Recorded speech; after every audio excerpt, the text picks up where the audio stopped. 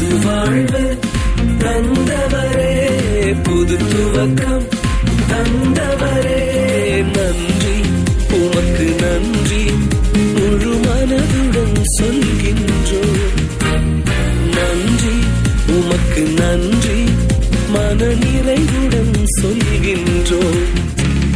நன்றி உமக்கு நன்றி முழு மனதுடன் சொல்கின்றோம்.